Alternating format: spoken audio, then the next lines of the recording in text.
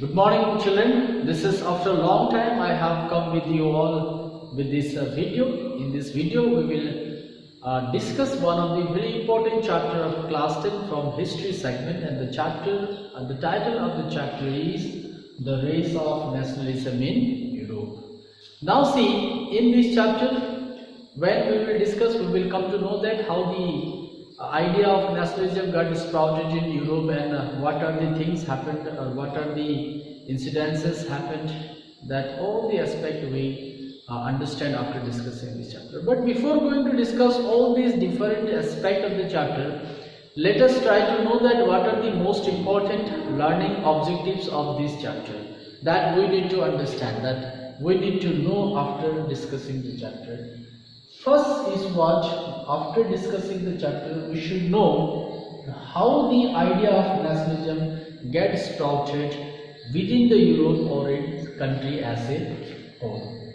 Another, the impact of French Revolution on the rise of nationalism. We cannot ignore the legacy of French Revolution, which it has contributed to the entire world. In the same way, French Revolution has contributed its impact on the nationalism of framing of nationalism of Europe. That point also we need to understand after this chapter. After discussing this chapter, we will come to know that what the role the philosophers they played, the revolutionaries they played, and what was the role of common masses. So this particular point, that after discussing this chapter, what role the philosophers plays, the revolutionary plays, and what role the common masses plays, that also we will come to know after discussing this chapter. Finally, we will also see that what was the social conditions of Europe, what was the economic conditions of Europe, and what was the political condition of Europe, which forced the people to have a thought about the idea of nation state, and which caused for the emergence of nationalism in entire Europe and its country. Now, when we understand all this particular point, apart from that, there are so many other things are there that side by side we will try to know. But overall, after discussing the chapter, these are the major learning objectives that we should know after discussing this chapter.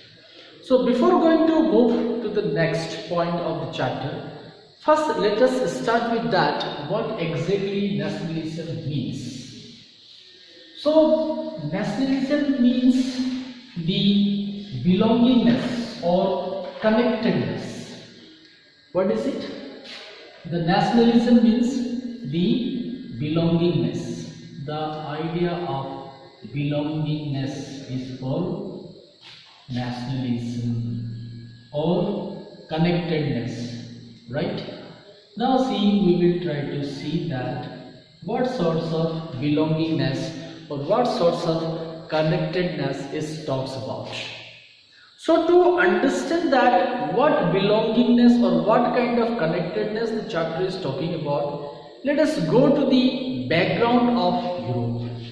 You might have come to know that, or let us try to know that Europe was divided with its people's different ethnic identity, or entire people, they are classified or divided based on their ethnicity or ethnic background. Another, they have the different religious practices, they do different religious practices. They are coming from different caste background, okay, they are coming from different language background, right? They have come from different language background, they come from different professions, they come from different reasons, they come from different traditions and the custom background, okay. And in all these differences, when people started to look at themselves with one identity or one common identity, right? What it is? One common identity, or with the feeling of oneness, with the feeling of oneness. That is called as the belongingness. Okay, that kind of belongingness is me nationalism. It may be belongingness to its people, belongingness is to custom and traditions, belongingness to its national anthem, national flag, national pride, the cultural heritage, no?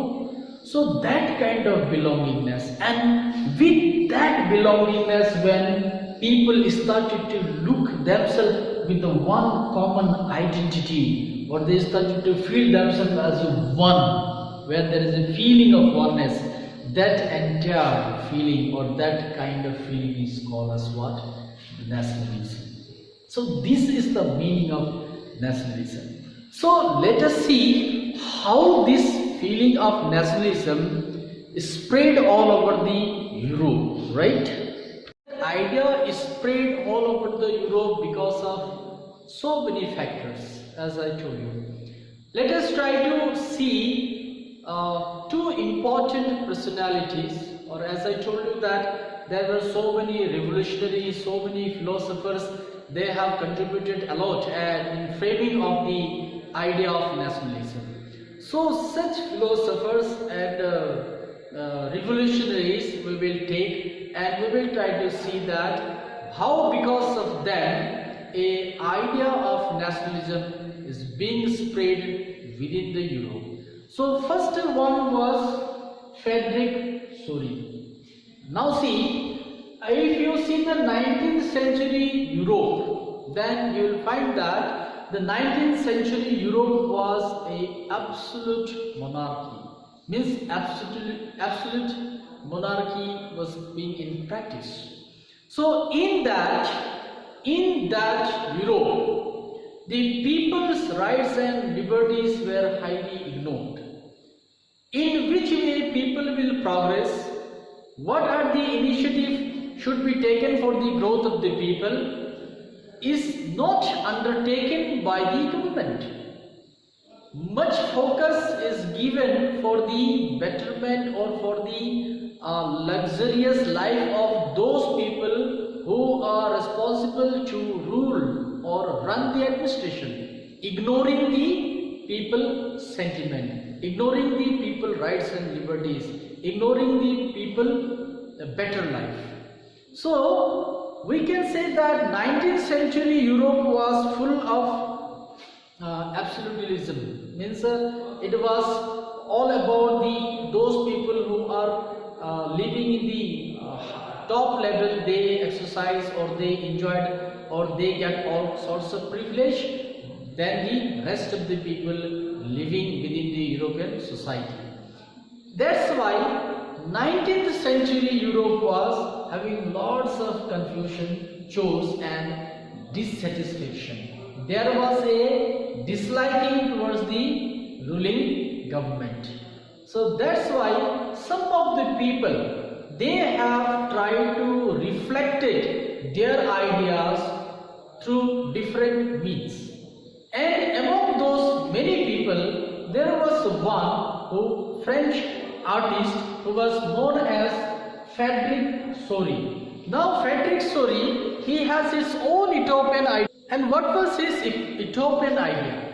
Now when we talk about the utopian idea, Frederick Sorry, he dreamt about such a society, such a country where every people live with the equal right, where every people live with the equal opportunities, where there should not be any kind of disliking, there should not be any kind of partiality. Let every people should grow equally. There should be no crime, there should be a peace, there should be a prosperity, there should be a happiness within all the society.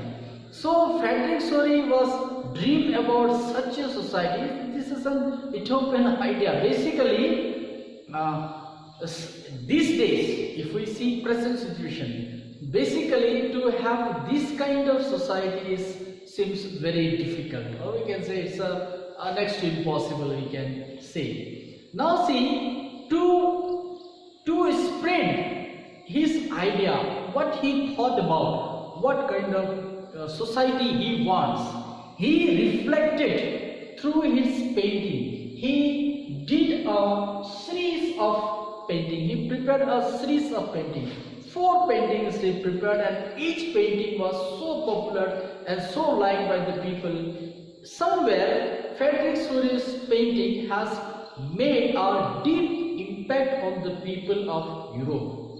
In his painting, he has visualized the people of Europe and America. They are just coming towards the Statue of Liberty and offering the flower.